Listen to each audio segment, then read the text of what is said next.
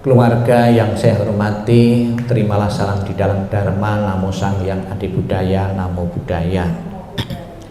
Tidak rasa almarhum Bapak Darman Gosali meninggalkan istri, meninggalkan anak sudah 3 bulan atau 100 hari, ya, kurang lebih 3 bulan atau 100 hari. Memang di saat kita ditinggal orang yang telah meninggal, itu rasanya tuh kok singkat, tahu-tahu sudah 3 bulan, tahu-tahu sudah 49 hari, kita tidak terasa. Secara wajar, secara umum, orang yang ditinggal kematian itu menimbulkan duka, menimbulkan penderitaan.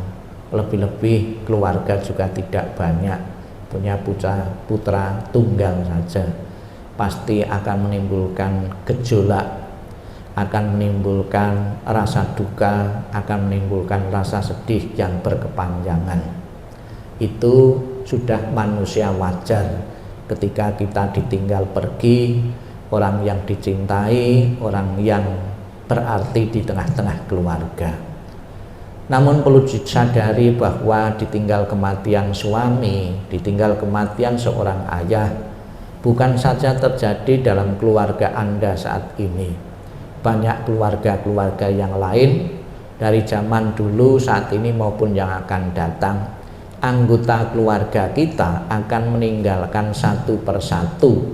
Bahkan juga kita sendiri pun juga akan meninggalkan anggota keluarga.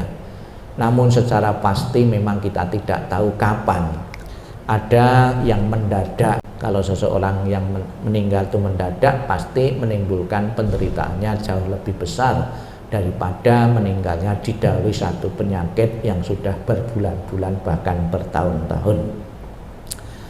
Namun Sang Buddha di dalam banyak kesempatan itu selalu mengingatkan, memberi nasihat kepada perumah tangga agar kita tidak terlalu menderita untuk menerima hukum kematian yang akan berlaku kepada siapapun yang pernah hidup, ya.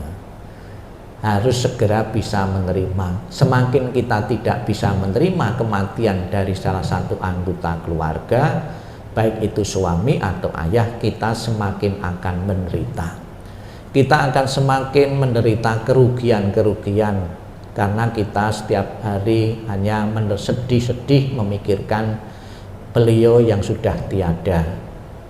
Nah, yang ditinggal ini yang menderita. Kita tidak tahu secara pasti, mungkin yang meninggal sudah masuk alam bahagia, sudah lebih bahagia, lebih sejahtera, lebih damai di alam sana.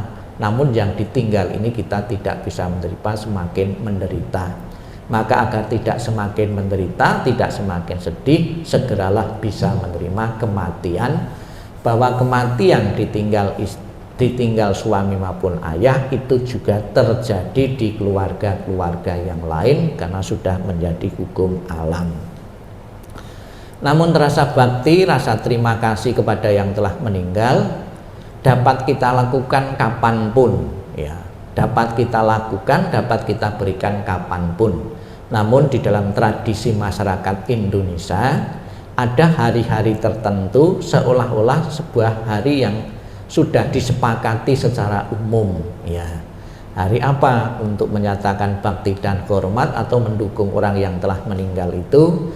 Ada 3 hari setelah meninggal, 7 hari setelah meninggal, ada yang 40 hari setelah meninggal. Kalau umat Buddha tradisi Mahayana 49 hari telah meninggal. Kemudian secara umum juga 100 hari, nanti setahun, 2 tahun, kemudian 2 tahun 9 bulan atau alias 1000 hari.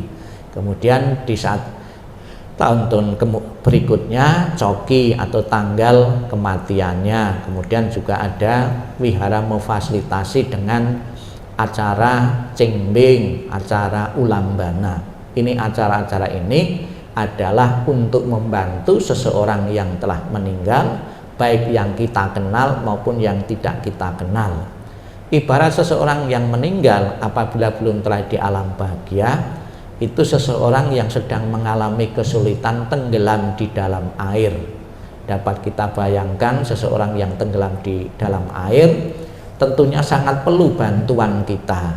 Bantuan kita tentunya bukan dalam bentuk bantuan materi, ya, bukan dikirimi uang, dikirim pakaian. Orang yang tenggelam, bantuan yang paling cocok ya dikasih ban atau pelampung. Nah, bisa kita umpamakan, kita memberikan doa, memberikan peringatan-peringatan di saat orang meninggal itu, kita memberikan pelampung-pelampung bagi yang telah meninggal untuk bisa membantu, bisa terentas di alam penderitaan, di alam penderitaan.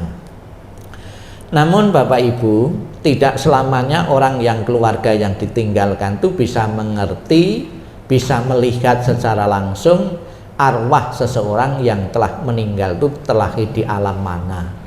Kan ada dua kemungkinan, bisa terlahir di alam penderitaan, bisa di alam kebahagiaan, namun bisa juga di alam manusia lagi.